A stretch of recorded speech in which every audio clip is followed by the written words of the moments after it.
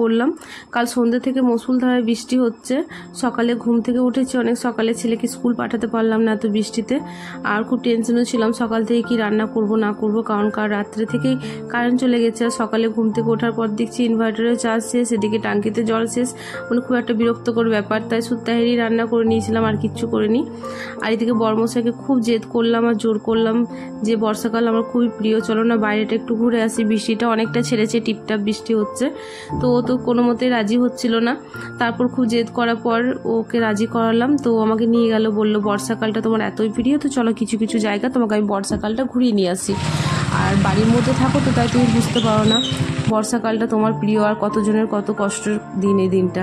তো যাই হোক, আমি তো সত্যিই বুঝতে পারিনি যে কত মানুষের ক্ষতিও হতে পারে এই বৃষ্টির জন্য। তো আমি সেরকমভাবে আমার বর্ষাকাল প্রিয় নয় যে খুবই বৃষ্টি হবে, বৃষ্টি থামবে না, ঘর দৌড় ভেসে যাবে বা ঘরে জল ঢুকে যাবে, সেরকম ভাবে না। বর্ষাকাল আমার প্রিয়, টিপটা বৃষ্টি হয়, মেঘলা করে থাকে, খুব ভালো লাগে ছোটবেলা থেকেই। অবশ্য বিয়ের পর অনেকেই পছন্দ করে না বর্ষাকাল, যেহেতু সাংসারিক জীবনে যে কাপড় টাপড় শুকাবে না, বিছানা চাদরে একটু জল পড়ে গেলে বিছানা শুকায় না, আর বাইরে রোদ না হলেও খুব একটা ঘরগুলো একটা দেখবেন গুমো গুমো কেমন একটা গন্ধ করে, অনেক রকম প্রবলেমের জন্য বর্ষাকাল অনেকেই পছন্দ করে না। কিন্তু আমার এখনো পর্যন্ত বর্ষাকাল খুবই প্রিয়। আর আমি বাইরে বেরোচ্ছিলাম, তো আমি ছাতাও নিইনি, তো আমাকে জোর করে ছাতা নেওয়া করালো, টিপটা বৃষ্টি হয়েছে তাই, কারণ আমি বৃষ্টিতে ভিজতে খুব ভালো লাগে। আর আমি ছাতাটা সরিয়ে মাঝে মধ্যে ভিজছিলামও।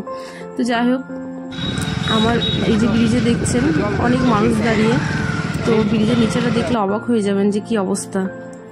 তো দেখতেই পাচ্ছেন ব্রিজের নিচেটা পুরো দুতলা করে ঘর, যেগুলো একতলা পুরোটাই ডুবে গেছে, আর যাদের টালির বাড়ি তাদের তো ঘরটা পুরো ডুবে গেছে। দেখতেই পাচ্ছেন এই যে দূরে টালির বাড়িটা পুরোটাই ডুবে গেছে। তো যাদের দুতলা তিনতলা বাড়ি তারা তো উপরে উঠে যাচ্ছে, জিনিসপত্র কিছু হয়তো নষ্ট হচ্ছে, ক্ষতি হচ্ছে, কিন্তু উপরে তো উঠে নিজেদের একটু প্রাণ বাঁচাতেও পেরেছেন। আর যাদের একতলা বাড়ি বা টালির বাড়ি তাদের কত কষ্ট। এই যে উনি দেখাচ্ছেন না হাত দিয়ে, দূরে একটা বাড়ি আছে, ঠিক মাঝামাঝি ধরতে গেলে বাড়িটা, তো ওই দূরে বাড়িটা, তো ওই বাড়ির মধ্যে ওনাদের ফ্যামিলির মেম্বার কয়েকজন ছিলেন আর কি। তো ওনাদেরকে বলা হয়েছিল যে তোমরা বেরিয়ে যাও, বৃষ্টি হচ্ছে এত, ওরা বেরোয়নি। তারপর রাতারাতির মধ্যে এরকমভাবে জলটা বেড়ে গেছে, বুঝতে পারেনি, তো ওনারা বেরোয়নি, সেটা নিয়ে সবাই আলোচনা করছে। তো কতটাই কষ্ট বলুন, ঘর দুয়ার ভেঙে গেলে ভেসে গেলে তা তো আবার হবে, কিন্তু প্রাণ চলে গেলে কত ফ্যামিলির কত কষ্ট। এগুলো কেউ বাঁচবে, কেউ হয়তো ভেসে যাবে, এগুলো খুবই খারাপ জিনিস। যাই হোক, আমার বর্ষাকাল ভালো লাগে, তা বলে এরকমভাবে বর্ষাকাল আমার ভালো লাগে না, আর আমি কখনোই চাই না এরকমভাবে বর্ষাকাল আসুক। তো যাই হোক, যাদের দুতলা তিনতলা বাড়ি তারা তো উপরে উঠে যাচ্ছে, আর একতলা বাড়িগুলো, আর কত কষ্ট করে বাড়িগুলো বানিয়েছে, যে টালির বাড়ি কত কষ্ট করে বাড়িটা বানিয়েছে, আবার নতুন করে বাড়িটা তো পুরো ভেসে নষ্ট হয়ে যাবে না। যাদের দুতলা বাড়ি ইটের বাড়ি তাদের না হলে ক্ষতি হবে কিছু জিনিস, আবার আস্তে আস্তে ঠিক হয়ে যাবে। আর এই যে একতলা বাড়িগুলো, মাটির বাড়িগুলো, এগুলো তো পুরো ভেঙে যাবে, তাদের কত কষ্ট।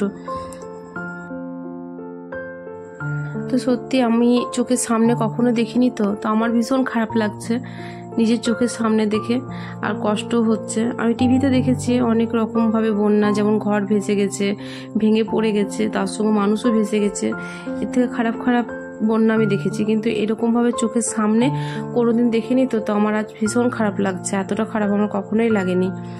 আর কীরকমভাবে ঘরগুলো দেখুন একতলা করে ডুবে গেছে, এত এত মানুষ কোথায় গিয়ে আশ্রয় নেবে, কত কষ্ট তাদের, কত কষ্টের সংসার, এক একটা জিনিস সংসারে তৈরি করা, কেনা, শেষ জিনিসপত্র নষ্ট হয়ে যাওয়া, কতটা কষ্ট যাদের হয়েছে তারা একমাত্র বুঝতে পারবে। আমাদের এত খারাপ লাগছে দেখে, তো ওনাদের কতটা কষ্ট হচ্ছে। তো যাই হোক, ওখান থেকে বেরিয়ে আমরা আরেক জায়গা গেলাম দেখতে, ওখানেও এরকমভাবে জল, মানে একতলা করে ডুবে যায়নি, বাড়ির মধ্যে জল ঢুকে গেছে।